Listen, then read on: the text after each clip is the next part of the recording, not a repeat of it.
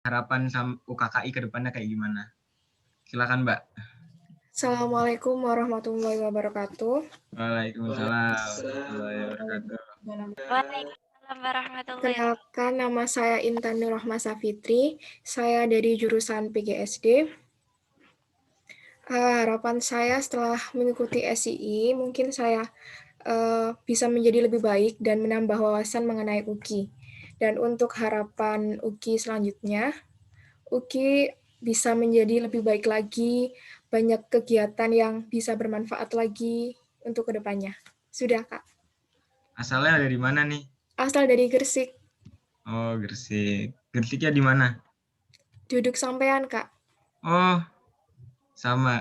Saya di Wadak Lor. Oh. Nah. Terus yang Ikhwan ya. Coba Mahendra yang nggak pakai peci nih. Ayo silakan perkenalkan diri.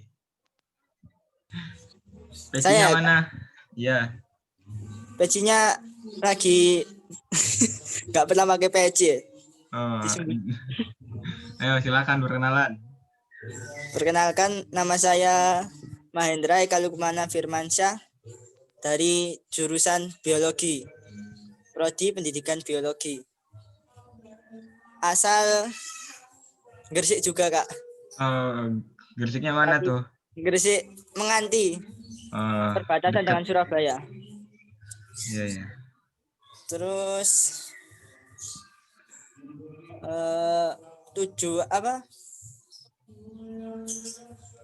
tujuan mengikuti SII apa Kak? Harapan setelah mengikuti SII 2020 untuk menambah wawasan tentang keorganisasian, terutama UKKI, terus meningkatkan iman dan takwa, dan bisa menjadi pribadi yang lebih baik. Ya, terus harapannya untuk UKKI ke depan, semoga lebih maju dan lebih semangat dalam mengadakan kegiatan, dan semoga kegiatannya lebih banyak dan lebih bermanfaat kepada semua. Itu saja, Kak. Terima kasih, Kak. Kemarin pas wawancara milih bidang apa kalau boleh tahu? Kemarin kalau tidak salah TKK, Kak. Oh, mantap. Tadi Mbaknya milih apa yang tadi? Intan Nurrohmah. Binjar, Kak. Oh, alah, semangat. Satu lagi deh. Biar 3, biar ganjil. Coba dari Ahwat lagi deh. Mbak Harisma Rahani. Silahkan perkenalkan diri. Assalamualaikum warahmatullahi wabarakatuh. Waalaikumsalam. Waalaikumsalam warahmatullahi wabarakatuh. Nama saya Karisma Harani Aisyah Putri. Saya dari jurusan Teknik Informatika. Saya berasal dari Sidoarjo. Lalu harapan saya untuk menambah pengalaman dan menambah wawasan, dan semoga UKI lebih maju. Sudah, Kak. Kemarin wawancara milih bidang apa? Kewirausahaan sama Binjar kemarin. Oh, alah. Siap. Semoga masuk.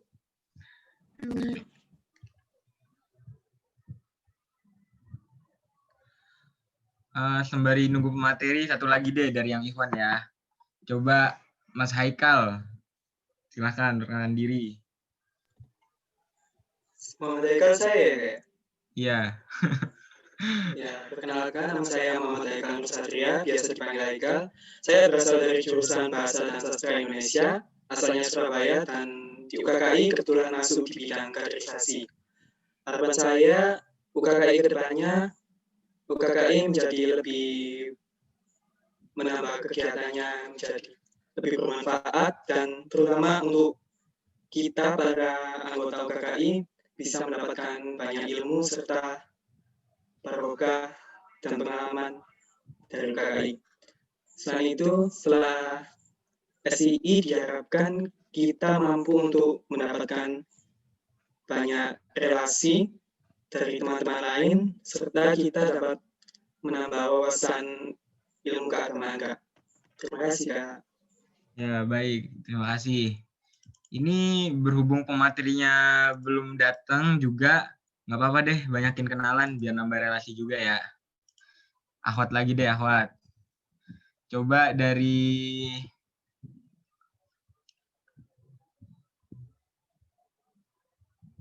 Izzatin Filah, silakan. Ya, Assalamualaikum warahmatullahi wabarakatuh. Waalaikumsalam. Perkenalkan, nama saya Izzatin Filah. Saya dari jurusan Pendidikan Guru Sekolah Dasar. Asal saya dari Lamongan. Harapan saya setelah mengikuti SII adalah semoga saya bisa banyak belajar dari para narasumber yang luar biasa dan juga banyak mengetahui tentang UKKI. Dan harapan untuk UKKI ke depannya semoga menjadi organisasi yang bisa lebih baik lagi dan lebih bermanfaat bagi semuanya. Kemarin milih bidang apa kalau boleh tahu? PSDA. Asalnya dari mana kalau boleh tahu? Lamongan. Oh, siap. Terima kasih. Ya. Ya, berhubung pemateri sudah masuk, lanjut kita beralih untuk teman-teman harap siap-siap meresum materi terakhir pada pagi hari ini.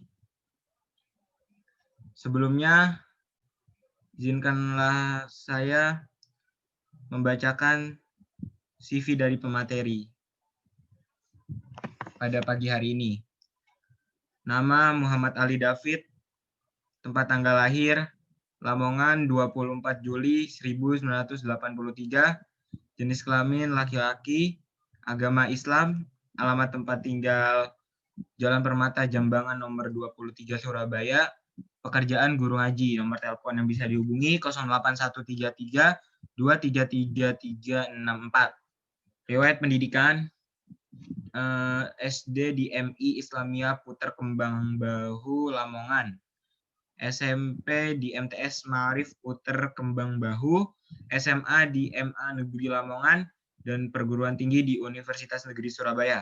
Riwayat organisasi yang pernah diikuti yaitu Dewan Kerja Cabang Kabupaten Lamongan dengan jabatan bendahara periode 1999 sampai 2006. Himpunan Mahasiswa Jurusan Geografi UNESA, Ketua tahun 2002 sampai 2003, UKKI UNESA sebagai kader pembina tahun 2003, dan Masjid Al-Hidayah sebagai ketua takmirnya tahun 2018 sampai sekarang. Selanjutnya untuk kepada Bapak Muhammad Ali David, waktu dan tempat saya persilahkan.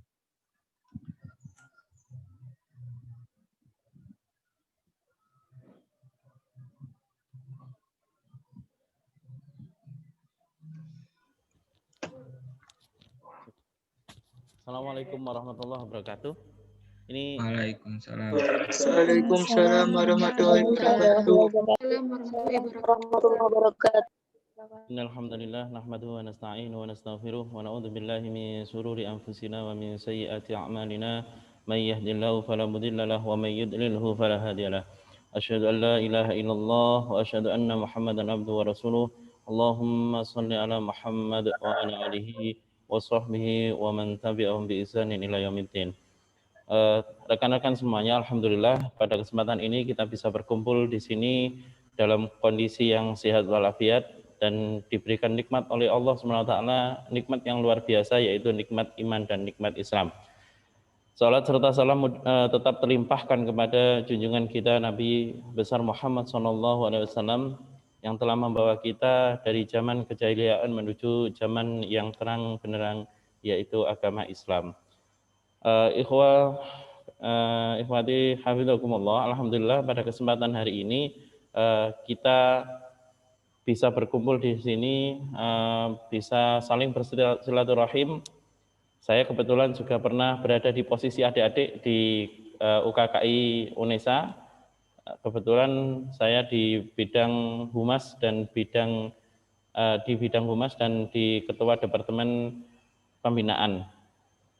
Nah, hari ini kita bisa berkumpul sekitar 1 jam, 1,5 jam ya. Kalau di jadwal hanya 1 jam, tapi mudah-mudahan nanti bisa nyampe materi yang 1 jam ini. Saya dikasih materi tentang manajemen dakwah. Nah, manajemen dakwah itu sangat luas, sangat luas. Nah, sehingga saya hanya nyuplik satu saja untuk manajemen dakwah ini. Mudah-mudahan nanti bisa menjadikan diri kita menjadi orang-orang yang berguna bagi agama kita dan bagi negara kita. Saya cek dulu ya, kira-kira ini share screen saya kira-kira sudah bisa masuk enggak ya? Sudah, Pak. Oke. Suaranya juga sudah Ya, jelas sudah. Oke. Untuk suara dan videonya sudah bisa dilihat? Bisa ya? Videonya belum muncul, Bapak. Videonya belum muncul. belum muncul, Pak. Videonya belum muncul ya? Nah.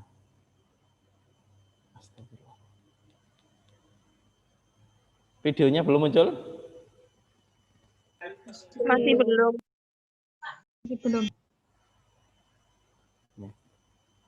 Tadi barusan ini kalau suaranya sudah kedengaran, suara dari video itu. Sudah. Suara Sudah, Bapak. Ustaz.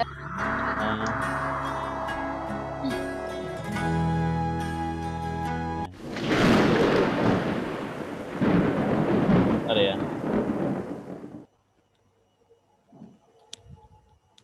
Oke, paling tidak kita bisa lanjut saja. Mudah-mudahan nanti bisa dijadikan dasar bagi teman-teman untuk kita bisa belajar dan kita bisa berdakwah.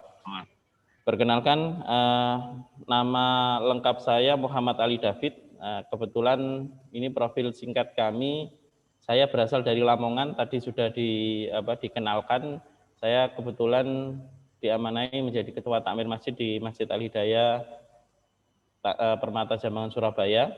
Kemudian kebetulan aktivitas sehari-hari saya di Golden Generation Group sebagai direktur utamanya, kemudian founder di Rumah Syamil Quran Generasi Emas 415 Surabaya, kemudian founder dan pengasuh asrama Tahfidz Trainer di Surabaya juga, tepatnya di Permata Jambangan, kemudian owner Safta Training Center, ini posisinya di Lamongan, yang kebetulan dikelola oleh adik kami, kemudian penulis buku kalau teman-teman pernah lihat buku Icebreaker itu tulisan kami, kemudian master trainer di GGLC Indonesia, baru 60 kota ya, baru 60 kota dan kabupaten di Indonesia yang sudah kami datangi untuk di training. Kemudian kebetulan diamanai sebagai trainer nasional di metode Tikror Syamil Quran Pusat ya. Nah, kita mulai kegiatan kali ini. Bismillahirrahmanirrahim. Mudah-mudahan hari ini kita bisa banyak materi yang bisa kita terima. Kemudian mudah-mudahan kita semuanya bisa saling mengingatkan di antara kita sebagai sesama Muslim. Nah, pertama, mengapa kita perlu mengikuti acara ini? Nah,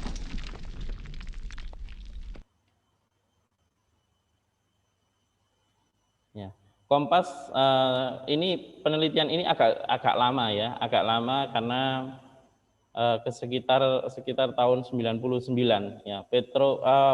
Polda Metro Jaya mencatat dalam 1 semester 62 orang di Jakarta meninggal karena bunuh diri akibat tekanan persoalan hidup, ekonomi, lapangan pekerjaan, kemiskinan, dan kekaburan masa depan, dan juga alienasi. Jumlah meningkat 3 kali lipat dari tahun-tahun sebelumnya. Nah, ini menunjukkan bahwasanya orang yang frustasi di negeri kita atau bahkan di dunia ini sangat besar. Ini di Jakarta. Nah, bagaimana dengan di negeri-negeri lain, bagaimana dengan di daerah-daerah yang lain. Maka hari ini kita mencoba untuk menggali apa sih salahnya, di mana salahnya, sehingga masyarakat ini semakin frustasi, semakin banyak yang karena ekonomi tekanan persoalan hidup sehingga mereka memilih jalan yang tidak dikehendaki oleh Allah SWT. Kemudian yang selanjutnya,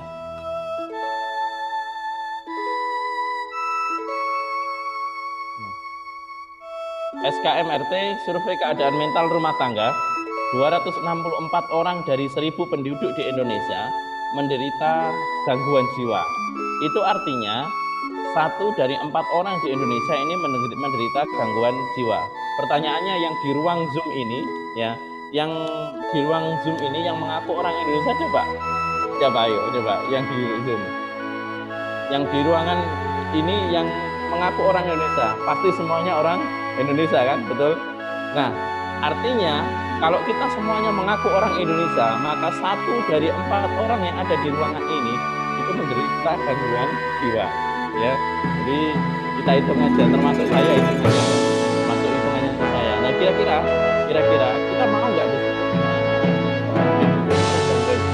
maka hari ini kita coba apa yang harus kita lakukan.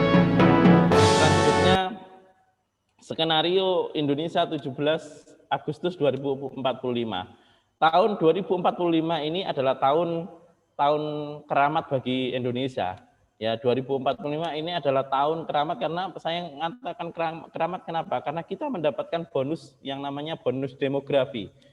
Indonesia pada tahun 2045 itu sekitar 70-80% penduduk Indonesia itu adalah usia produktif. Sehingga kita lihat 2045 ini adalah tahun yang dimana kemungkinan besar Indonesia akan menjadi pemimpin di dunia ini. Nah, pertanyaannya, kira-kira Indonesia di 2045 itu mau kita apakan? Nah, ini yang pertanyaan yang perlu saya sampaikan kepada teman-teman semuanya, kepada rekan-rekan. Kira-kira kita apakan Indonesia di tahun 2045? Nah, pertama, Indonesia kira-kira pengen seperti ini. Dan di saat itu belanja negara lebih besar, bahkan ada kepemimpinan yang baik di saat Indonesia bangkit itu. 2045 orang-orang memikirkan dirinya sendiri, tidak memikirkan orang lain. Dia bagaimana cara hidup dia, tidak memikirkan orang lain. Nah, pertanyaannya, kira-kira kita ini hidup di tahun 2045 itu, kita mau Indonesia bangkrut atau yang lain? Selanjutnya, Indonesia bubar. Pertanyaannya, adakah negara sebesar Indonesia ini bisa bubar tahun 2045? Atau adakah contoh negara besar yang kemudian sekarang tidak ada negara itu? Maukah kita ketika seandainya nanti anak cucu kita kemudian bilang kepada kita semuanya, kita bilang kepada cucu kita semuanya, dulu ada negara yang bernama Indonesia, karena di saat itu tidak ada lagi negara Indonesia. Kira-kira kita ingin seperti itu, atau akhirnya kita ingin negara ini kemudian negara ini menjadi negara yang bangkit. Indonesia bangkit. Bagaimana Indonesia bangkit? Di saat itu Indonesia akan menjadi negara adidaya. Negara Indonesia akan menguasai negara di dunia ini. Nah, di saat itu pemimpinnya Indonesia itu adalah antum semuanya yang berada di ruangan ini. Tidak ada yang tahu, siapa yang tahu bahwasanya Mas Haikal, lihat satu peserta nomor 1 Mas Haikal, siapa tahu dia kemudian menjadi Indonesia, menjadi presiden Indonesia. Tidak ada yang tahu, karena nanti pada saat itu usianya tepat pada usia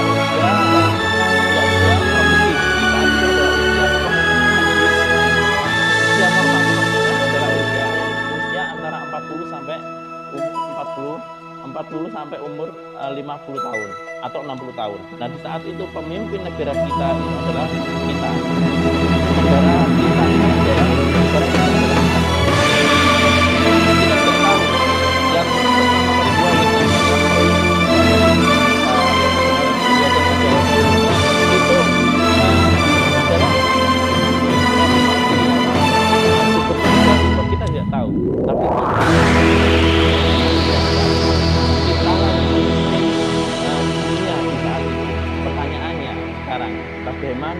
supaya kita menjadi pemimpin atau menjadi orang-orang yang sukses. Nah, bagaimana? Karena kesuksesan suatu negara adalah akumulasi dari kesuksesan pribadi. Kita semuanya, ya, kesuksesan kita semuanya adalah kesuksesan negara ini adalah akumulasi dari kesuksesan kita lah masing-masing. Maka mulai dari diri kita harus menjadi orang-orang yang sukses. Baik, nanti lalu bagaimana cara dan solusinya supaya kita semuanya menjadi orang-orang sukses, supaya kita bisa mengajak orang lain untuk menjadi orang-orang yang sukses.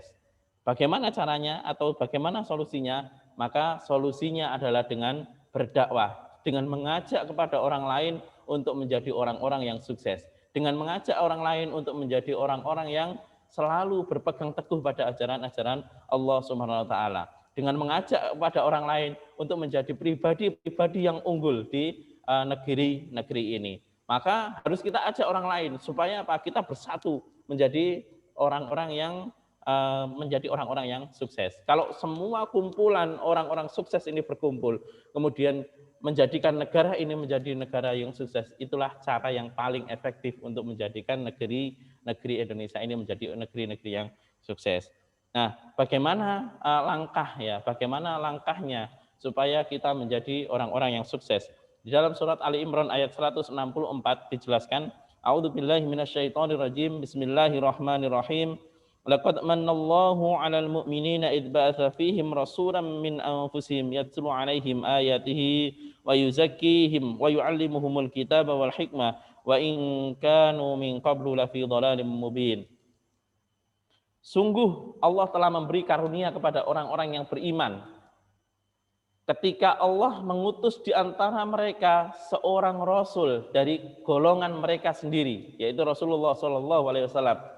Nah, yang apa? Nah, inilah langkah yang harus kita lakukan, langkah dakwah yang harus kita lakukan sebagai pribadi-pribadi yang unggul.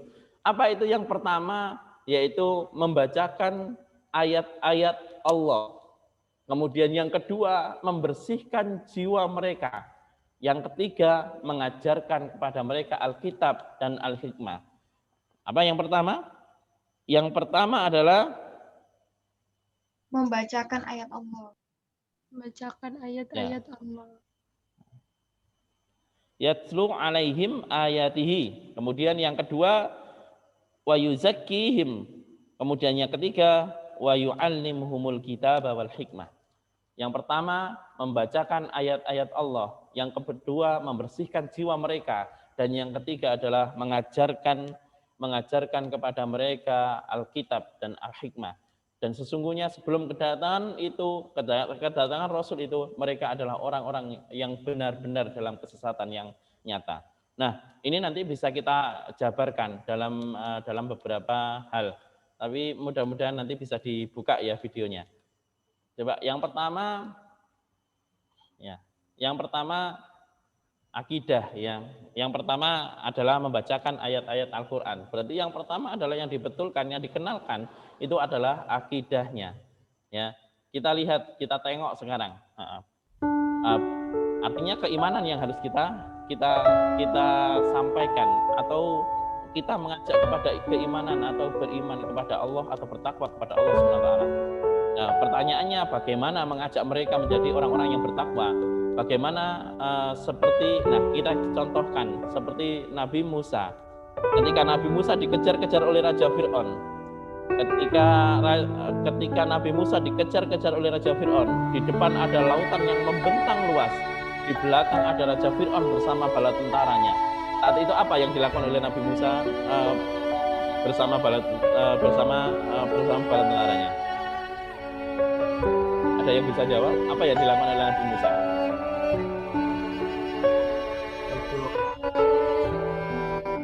Pertolongan pada Allah. Kepada Allah. Apa? Yang pertama apa yang dilakukan? Minta pertolongan kepada Allah, berdoa. Ya, meminta atau mengangkat tangan beliau saat itu. Kemudian beliau mengangkat tangannya dan berkata kepada Allah atau berdoa kepada Allah. Ya Allah, ya Rabb. Ya Allah, ya Rabb, aku serahkan diriku dan pengikutku kepadamu. Saat itu kemudian Allah memerintahkan kepada Nabi Musa untuk memukulkan tongkatnya ke lautan, dan kemudian lautan terbelah menjadi dua. Nah, di saat itu ketika lautan terbelah menjadi dua, kemudian beliau mengatakan lagi, beliau berkata lagi,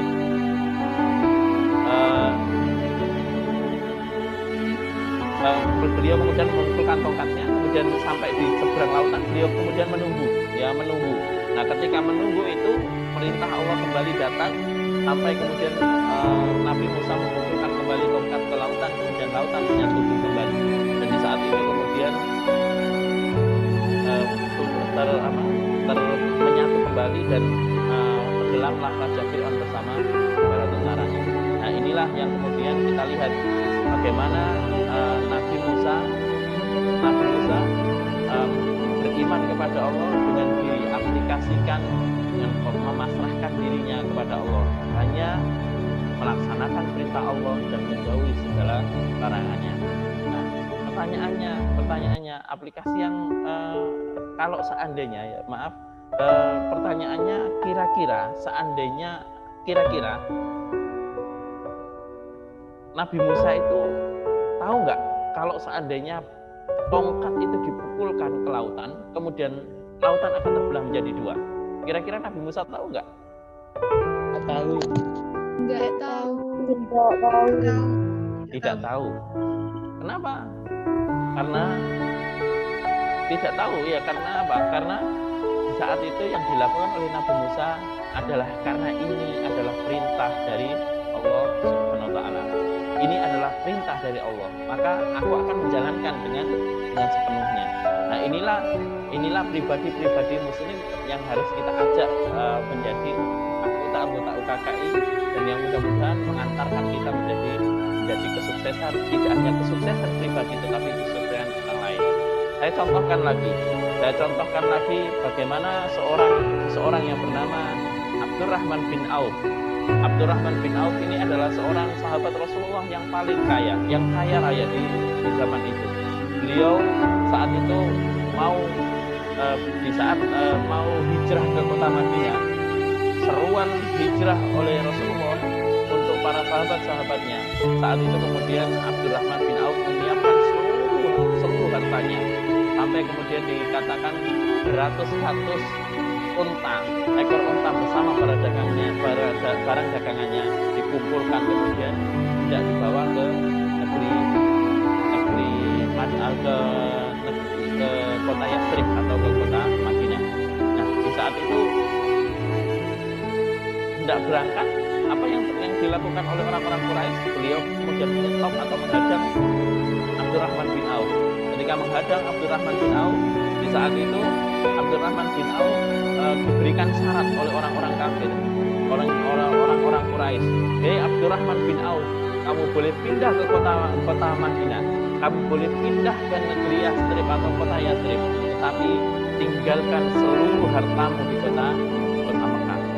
Apa yang dilakukan di saat itu oleh Abdurrahman bin Auf?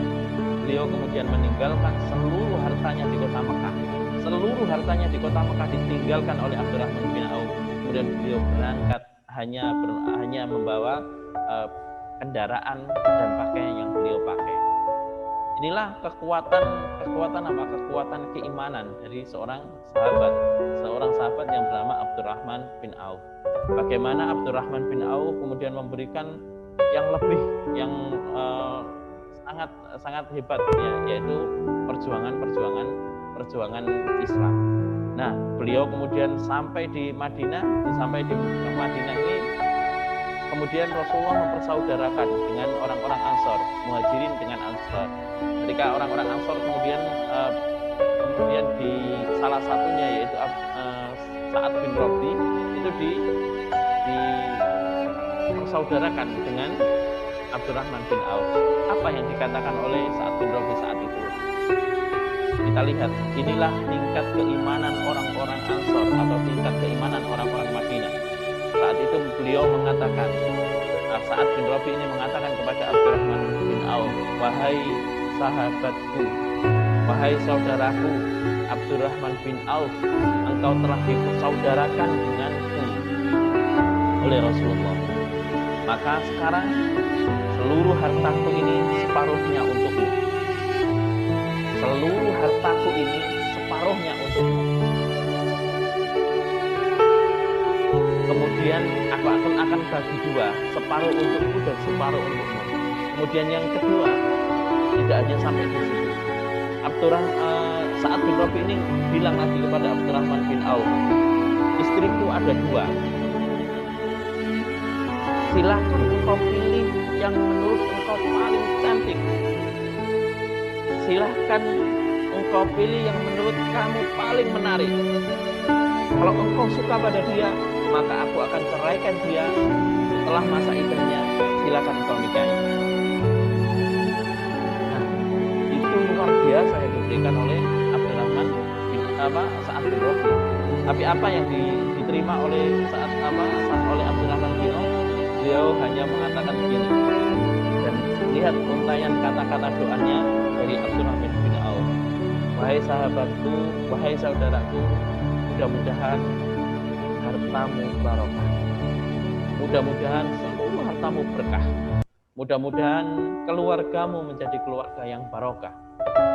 Aku tidak minta semuanya itu. Aku hanya ingin tunjukkan di manakah pasar. Tuh, kita lihat bagaimana kekuatan dari Abdurrahman bin Auf, bagaimana kekuatan dari Sa'ad bin Rabi, kekuatan iman dan kekuatan ketakwaan kepada Allah SWT. Maka ayo nomor satu ini yang kita ajak, kalau kita mau berdakwah maka akidahnya harus disampaikan terlebih dahulu, atau yang kalau disampaikan adalah wa yu'allimuhumul kitabah, wa yu'allimuhumul kitabah, kitab ya, wa yu'allimuhumul kitab, yaitu mengajarkan kepada mereka ayat-ayat Allah. Nah, bagaimana dengan yang kedua? Nah, yang kedua adalah tazkiyatun nafs atau tazkiyah. Nah, yang kedua adalah tazkiyah. Setelah yang pertama adalah akidah, yang kedua adalah tazkiyah. Saya cek dulu ya, karena ini saya harus mengatakan video. Mohon maaf, videonya sudah kelihatan.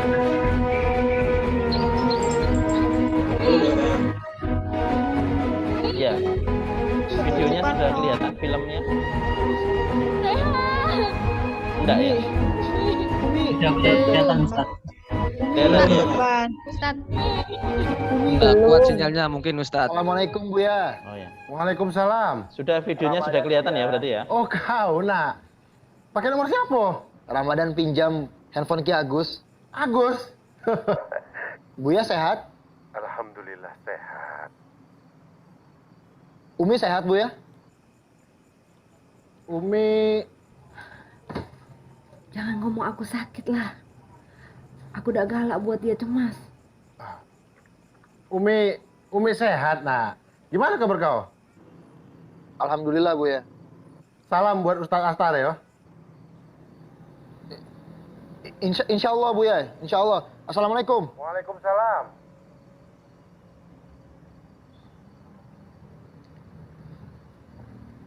Ya Allah.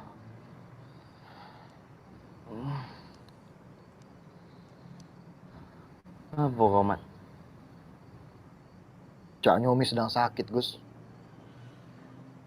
Waktu aku tanya Abuya soal kabar Umi, Abuya jawabnya nggak langsung. Umi selalu gitu. Nggak galak aku tahu mereka sedang sakit atau sedang susah.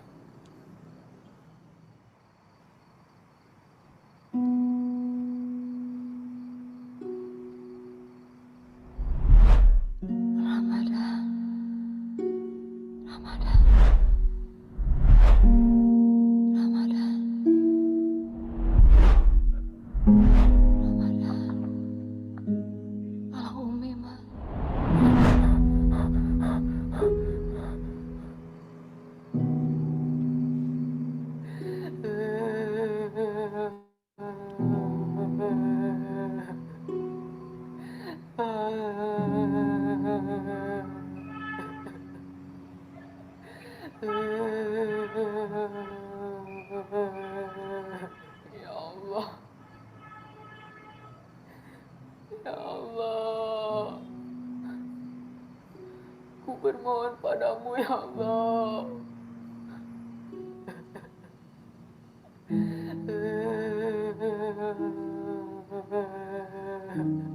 Ya Allah. Ya Allah.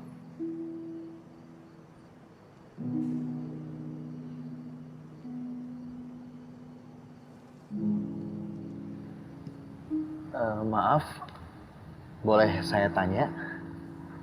Ya Ustadz, afwan Kamu kok kelihatannya sedih sekali. Kenapa? Kangen emak bapak. Memang mereka kemana? Sudah almarhum. Kamu sekarang tinggal sama siapa? Di panti, dekat dari sini. Kok diizinkan malam-malam ke sini? Kalau itikaf, diizinkan. Tiap Selasa malam. Kenapa tiap Selasa malam? Orang tua saya tahun lalu meninggal Selasa malam karena kecelakaan.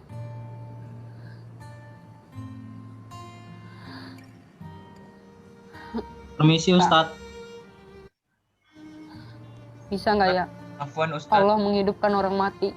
Videonya tidak terlihat Ustadz. Kalau Videonya emak dari tidak nampak. sama bapak bisa hidup lagi, saya janji saya tidak. Ya. Sebentar, mohon maaf, videonya tadi kelihatan enggak? Tidak Ustadz. Tidak terlihat Ustadz. Oh, tidak lihat. Kenapa? Hanya suara saja. Oh baik. Coba saya pakai yang lain.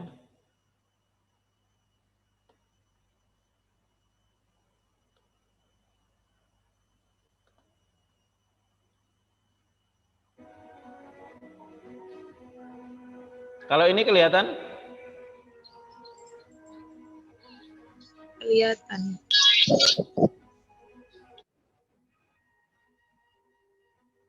Gimana kalau ini yang ini kelihatan, Dek? Ini masih menampilkan PPT Ustadz. Iya. Sudah.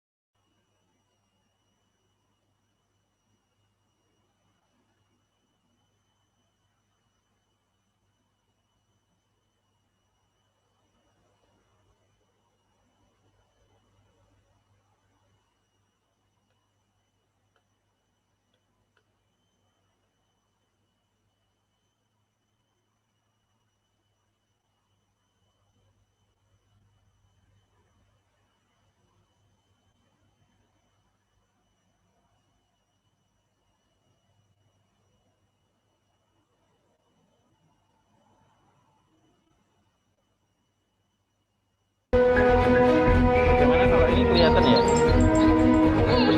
Iya, sama. Kelihatan Ustaz. Kelihatan Ustaz. Kelihatan Ustaz. Umi, Umi, Umi, Bang Umi, Umi. Assalamualaikum Buya. Waalaikumsalam. Ramadan Buya. Oh kau nak. Pakai nomor siapa? Ramadan pinjam handphone Ki Agus. Agus. Buya sehat? Alhamdulillah sehat. Umi sehat Buya? Umi. Jangan ngomong aku sakit lah. Aku udah galak buat dia cemas. Umi sehat nak. Gimana kabar kau? Alhamdulillah Buya. Salam buat Ustaz Astar ya. Insya Allah Buya, insya Allah. Assalamualaikum. Waalaikumsalam.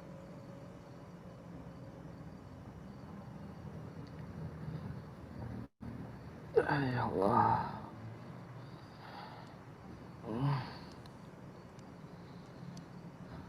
Apa Komat? Cak Nyomi sedang sakit, Gus. Waktu aku tanya Abuya soal kabar Umi, Abuya jawabnya nggak langsung. Umi selalu gitu. Nggak galak aku tahu mereka sedang sakit atau sedang susah.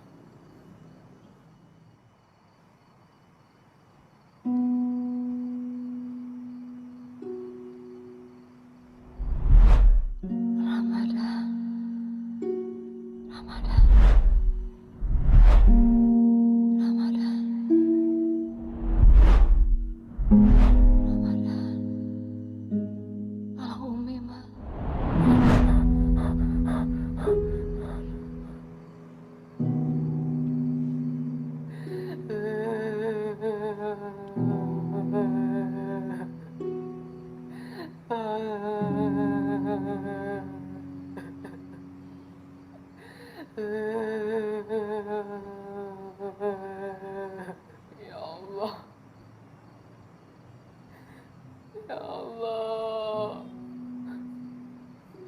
Ku bermohon padamu ya Allah.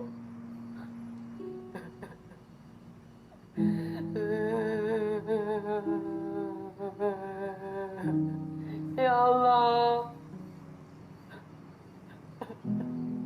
Ya Allah.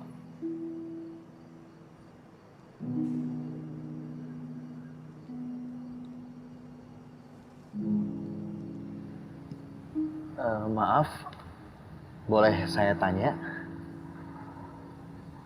Kamu kok kelihatannya sedih sekali. Kenapa? Kangen emak bapak. Memang mereka kemana? Sudah almarhum. Kamu sekarang tinggal sama siapa? Di panti, dekat dari sini. Kok diizinkan malam-malam ke sini? Kalau itikaf, diizinkan. Tiap Selasa malam. Kenapa tiap Selasa malam? Orang tua saya tahun lalu meninggal Selasa malam karena kecelakaan.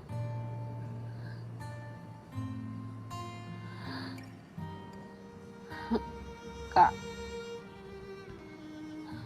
bisa nggak ya Allah menghidupkan orang mati? Kalau emak sama bapak bisa hidup lagi, saya janji saya tidak bakal nakal lagi, nggak bakal bolos sekolah. Aku mau jadi anak baik. Saya janji saya akan ngelakuin apa aja, Kak, asalkan orang tua saya hidup lagi. Saya ingin orang tua saya bangga mempunyai anak seperti saya, Kak.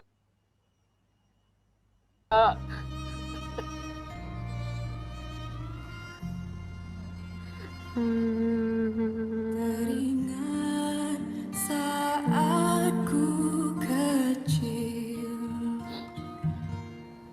dibelai, ditimang, disayang. Kau ibu panutan hidupku, betapa ku sayang padamu. Senyummu cahaya hidupku, tangismu adalah dukaku. Abuya bangga sekali sama kau. Dibelai, ditimang, disayang.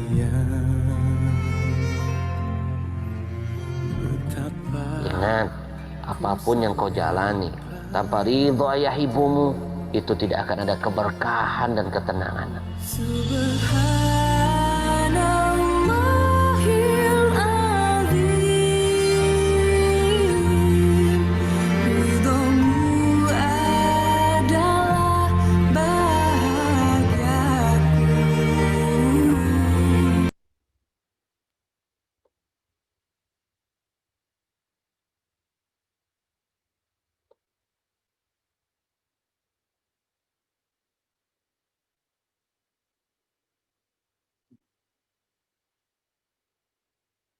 Baik, teman-teman,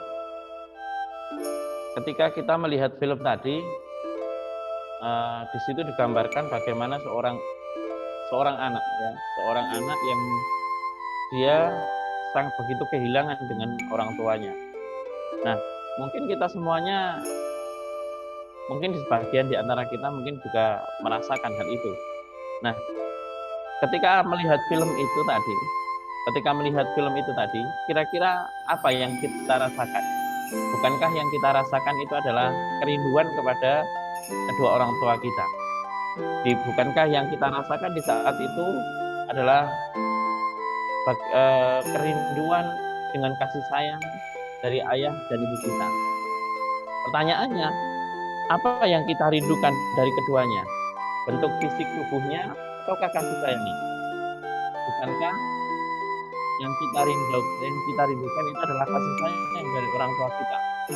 Bukankah yang kita rindukan itu adalah tanggung jawab dari ayah yang rela bekerja membanting tulang mulai pagi hingga malam hari demi bisa melihat anak-anaknya bisa makan, demi bisa melihat anak-anaknya bisa sekolah?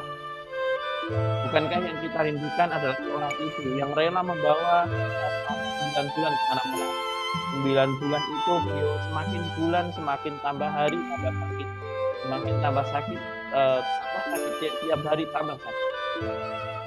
9 bulan usai, sakitnya pun semakin bertambah ketika hendak melahirkan kita ke dunia. Di saat itu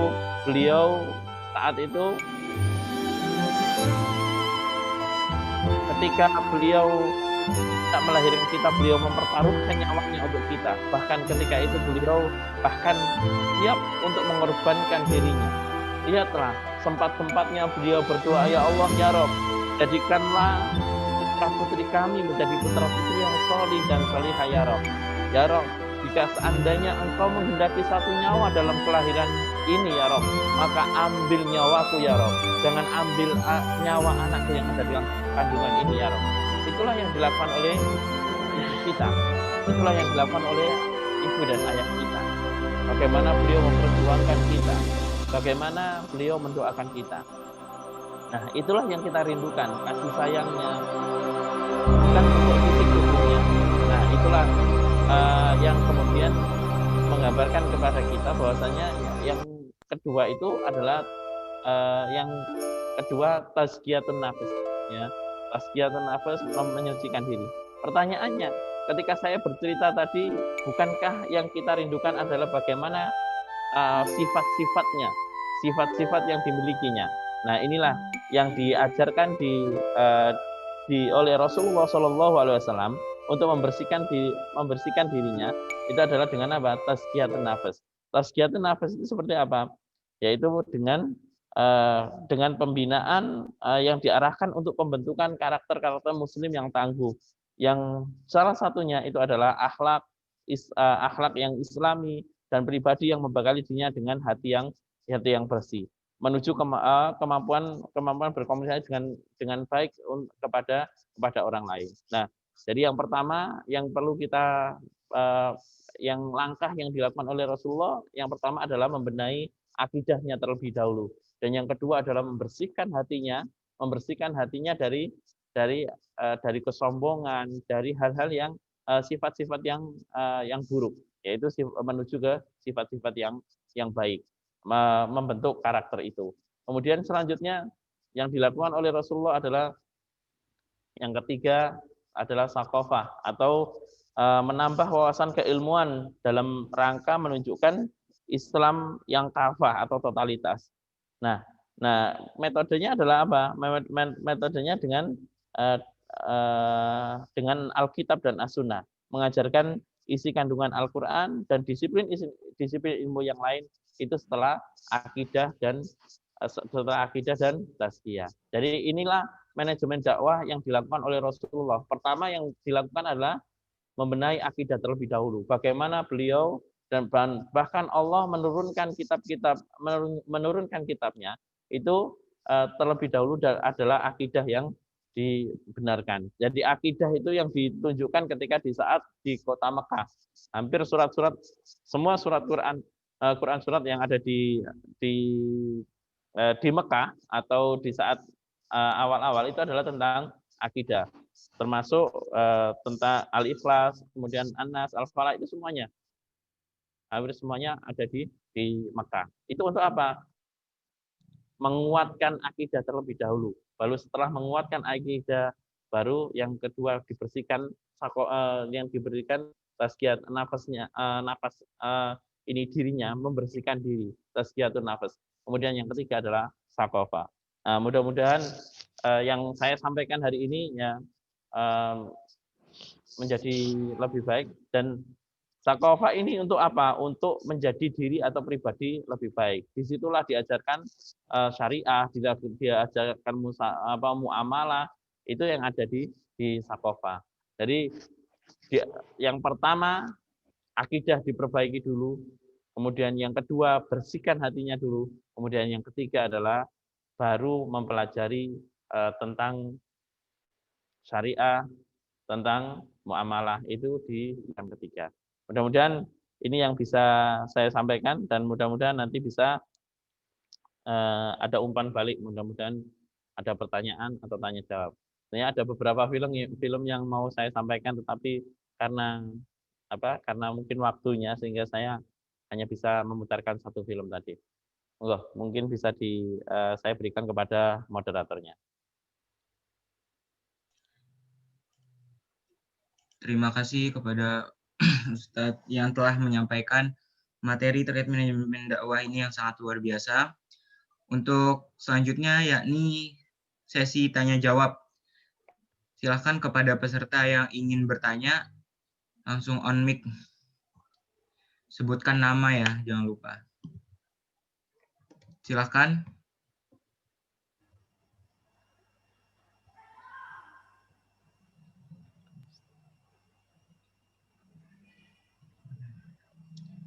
Silakan sekali lagi bagi peserta yang ingin bertanya, saya persilahkan.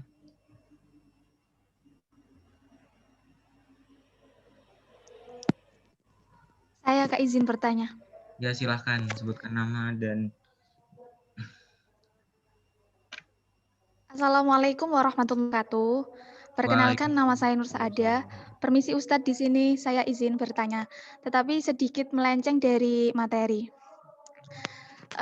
Apabila kita di satu keadaan yang mana orang tua menyuruh kita untuk mengambil keputusan ini, tetapi menurut kita keputusan itu tidaklah sesuai dengan apa yang kita inginkan. Di satu sisi kita harus menghormati orang tua dengan menuruti segala perintahnya, tapi di sisi lain ada pepatah mengatakan jangan mengambil keputusan yang kita tidak, maksudnya tidak tidak ada hati di dalam keputusan tersebut.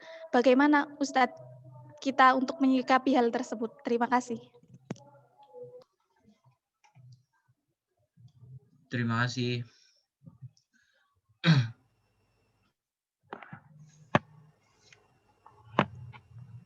Baik, apa ada yang ditanyakan lagi dari peserta mungkin? Ada Kak, izin bertanya. Ya, silahkan. Dari siapa namanya?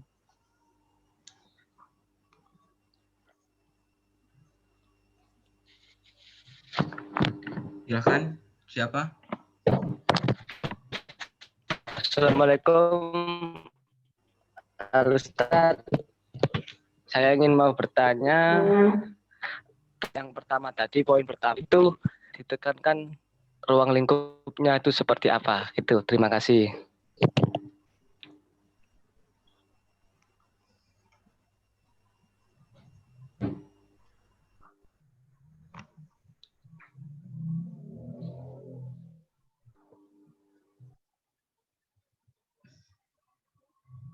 Jika tidak ada, saya rasa cukup dua penanya dulu, yang dari Ikhwan dan dari Ahwat. Selanjutnya, saya persilahkan untuk Ustadz Ali David memaparkan jawaban dari para peserta. Terima kasih.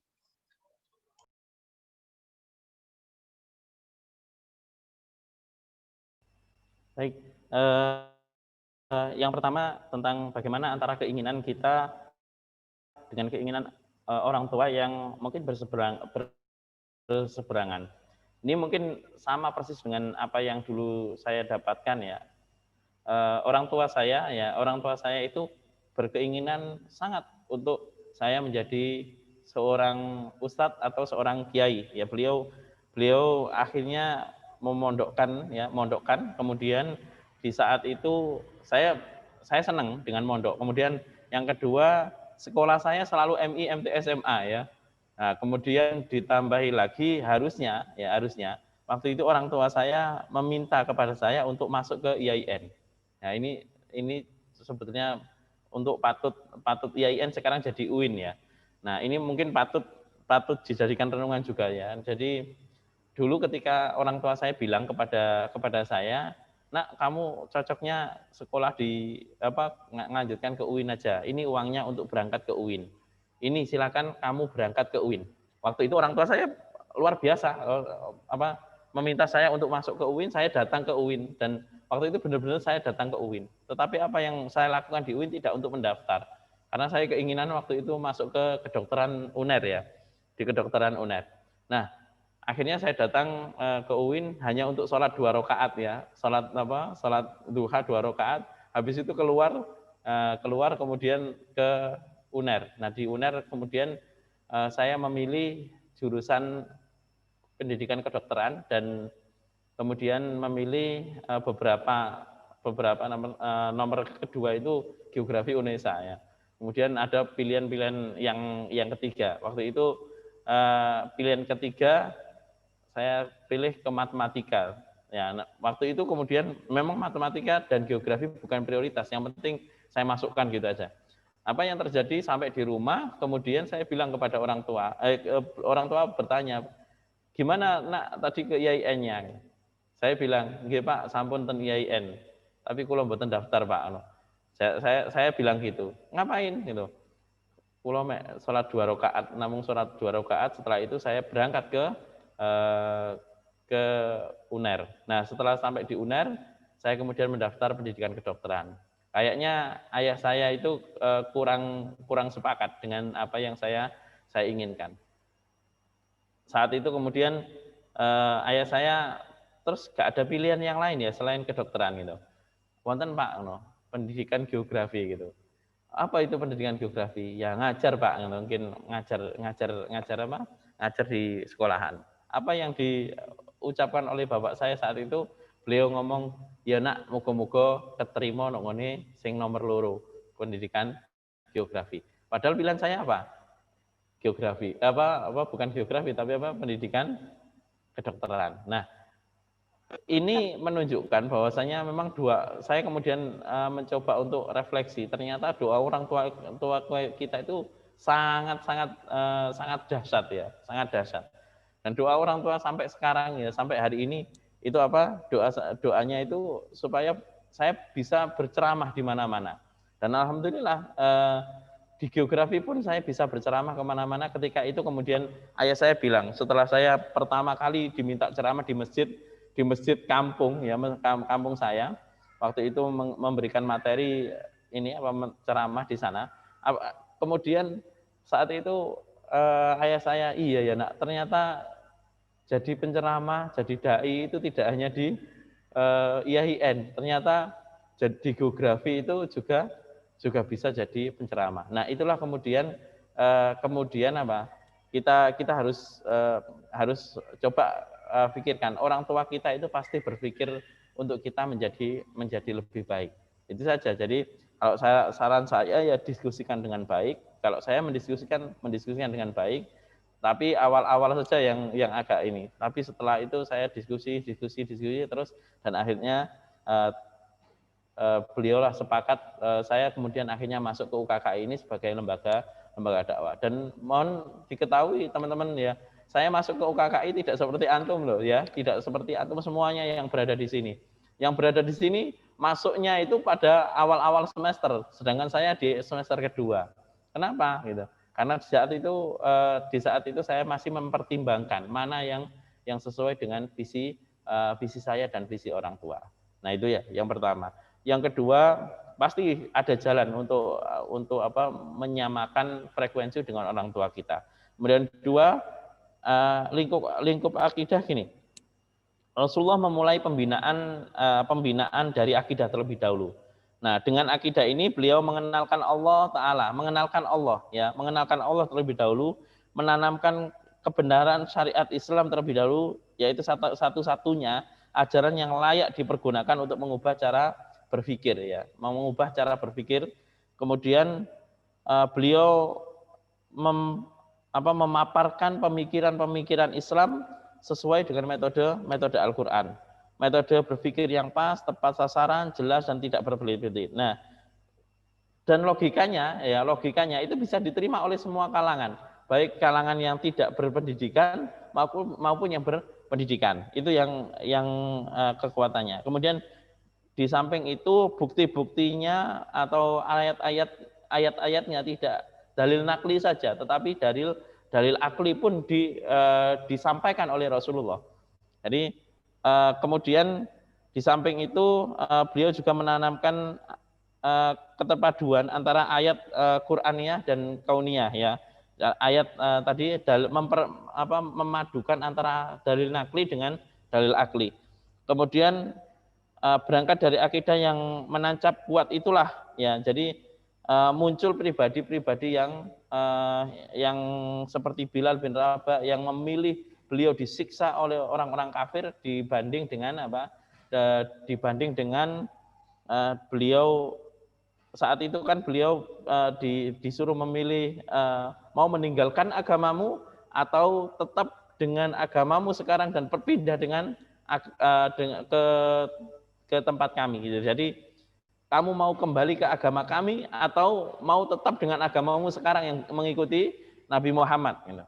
Atau kalau engkau mengikuti Nabi Muhammad maka aku akan siksa engkau. Disiksa sampai berdarah-darah. Batu besar ditimpahkan kepada beliau, diletakkan di dada beliau. Beliau tetap mengucapkan ahad, ahad, ahad. Kemudian ada juga bagaimana muncul keluarga Yasir. Ya, keluarga Yasir itu keluarga Yasir ini yang istrinya adalah Sumaiyah dan anaknya bernama Ammar. Disiksa habis-habisan, disiksa seluruh keluarganya, hanya meninggalkan anaknya saja, Ammar bin Yasir. Yasir dan Sumaiyah sampai meninggal dunia, sampai gugur pun beliau tetap memegang teguh agama Allah. Nah, ini pribadi-pribadi yang muncul. Nah, muncullah pribadi-pribadi pemuda-pemuda yang hebat seperti Ali bin Abi Thalib yang berani mengorbankan dirinya. Ya, yang dilakukan oleh Rasulullah di saat itu ya mengenalkan Tuhannya dan mengenalkan agamanya. Bagaimana keimanan itu ditunjukkan kepada para sahabat-sahabatnya. Mungkin itu ya dua pertanyaan itu, mudah-mudahan memudahkan kita dalam nanti berdakwah, ya. Jadi sedikit cerita ketika di masa di UKKI, ya, di UKKI. Ketika masa-masa di UKKI ini mulai kita belajar agama, diajarkan oleh kakak-kakak kita bagaimana mengajarkan akidah dulu, bagaimana mengenalkan Allah terlebih dahulu, baik dengan ayat-ayat Qur'aniyah maupun ayat-ayat kauniyah. Bagaimana menunjukkan fenomena-fenomena yang sangat hebat, bagaimana kemudian menunjukkan bagaimana ketika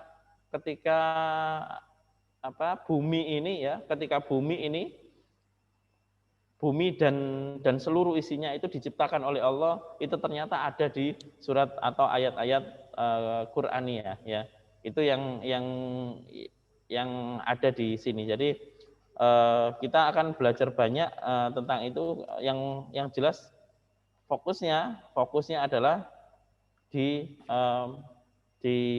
Al-Qur'an, fokusnya adalah di bagaimana kita mencintai Allah dan Rasulnya. Jadi termasuk yang rukun iman itu akan dijelaskan, dijabarkan di awal ini atau di akidah. Oke, itu mungkin yang bisa saya sampaikan. Mungkin barangkali ada yang bisa didiskusikan lagi, masih ada waktu ya ini. Monggo, saya berikan lagi kepada moderator. Ya baik Ustadz, terima kasih atas pemaparan jawabannya. Mungkin tadi peserta yang bertanya apakah sudah puas dengan jawabannya atau masih ada yang ditanyakan lagi? Halo. Kak, terima kasih. Ya. Insya Allah sudah paham. Nggak, sudah cukup. Terima kasih atas jawabannya, Ustadz.